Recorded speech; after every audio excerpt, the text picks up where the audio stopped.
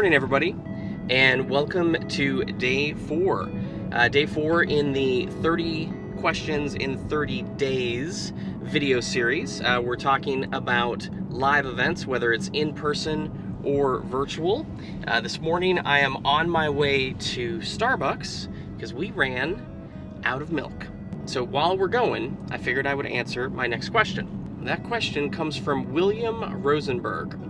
William asks, what's the minimum viable event? Like the easiest, laziest, highest leverage way to get started, to dip my toes into events? Like, could I do something that's less than one full day? I love that you're thinking about this. First off, I love that you're thinking about dipping a toe in the water of live events. Number 2, you're starting to think about duration, and you're starting to think about how to make this easy. How can I make it leveraged? Let's start with how to dip your toe in the water of live events in the easiest way possible. And the answer to that is virtual, okay? So we talked about this a couple of videos back as it related to cost and fear, but one of the really great things about virtual is it can be done really, really easily with very, very little amount of technology and very little risk from a finance perspective. You can host a virtual event with nothing more than your laptop, an internet connection, and maybe a television. I'll explain why in just a moment. And that's all you need. You could literally do this from the comfort of your own home. You could do it from an office. We've had clients who have done it from spare bedrooms. Now, let me tell you why I think a television is important. We talked a couple days ago about how Barry and I feel like Zoom is the best video delivery mechanism for your virtual events. The reason that we think Zoom is the best, well, one of the many reasons that we think Zoom is the delivery mechanism of choice has to do with the gallery view. Being able to see visual reactions is a big part of public speaking. For those of you who have spoken on an in-person stage, you probably get a lot of your energy, a lot of your feedback from looking at your audience and seeing their reactions. Well, that gallery view in Zoom allows you essentially the same thing. And with the television connected to your computer, you can put the gallery view on that TV and have it just, a few feet away so that you can stand up maybe, not necessarily be sitting the way I am right now. So with basically nothing more than a Zoom account, a television, and a computer and a decent internet connection at home, you too can host a virtual event. All right, now for this brief pause in this particular video. Ready? Hey, good morning. Could I please get a iced shaken espresso grande? And actually, could I get 2 of those, please? Yeah. The kale and mushroom egg bites. You got it. That's everything. Thank you. Morning coffee. It's a very important part of the day. This is one of those things where I perform my husbandly duties and take care of my lovely wife. All right, here's those egg bites. Awesome. Thank you. Here's that for you. Thank you. Have a good one. Thank you. Yeah. All right, let's make sure I'm in focus. Don't want to do the same thing I did yesterday. Let's talk about duration.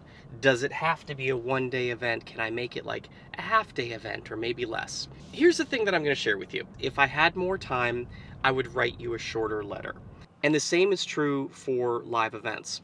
So while you can do a half-day event, you could do like a 1-hour event, although I would argue that that probably sounds a lot more like a webinar than it does an actual event, especially if we're talking about virtual. 3-day is a really good duration to be able to get comfortable on stage, have your audience know, like, and trust you, and then lead into an invitation for the next step with you, right? So what we teach oftentimes, or what the majority of our clients are doing, introducing a high ticket offer of some sort, maybe a coaching program or a mastermind group, to their clients through the power of a live event.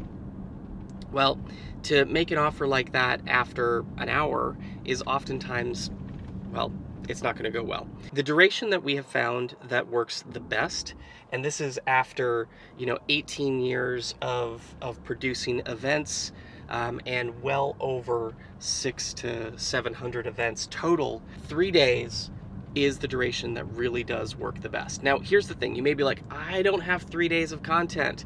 You know, the reality is you don't need that many content sessions. Those 3 days allows your audience to know, like, and trust you, get used to you, right? Allows you to create connection and community, and it gets your audience to the place of wanting more. Well, the answer at that point is your invitation to whatever the next step is with you in your business. Now, can you do a one-day event? Yes, of course. But I will warn you, it's easier to produce a 3-day event than it is to produce a 1-day event. And that's because there's just no room for error with 1 day. I know it's counterintuitive. I know, generally speaking, people are like, you know, I'm not really sure I want to do a full 3 days. I'd like to start with something smaller. But trust me, after having done this for over 18 years, 3 days is the way to go. And while it is counterintuitive, it works. That's today's question, William. I hope you found that information useful. For everybody else, I hope you did as well.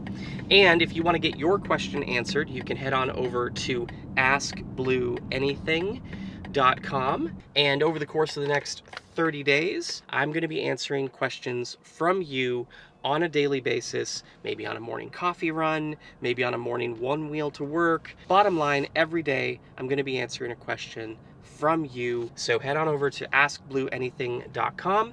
And if you want to get notified when I release these videos, make sure you subscribe, give this a thumbs up. I'll see you tomorrow. Bye for now.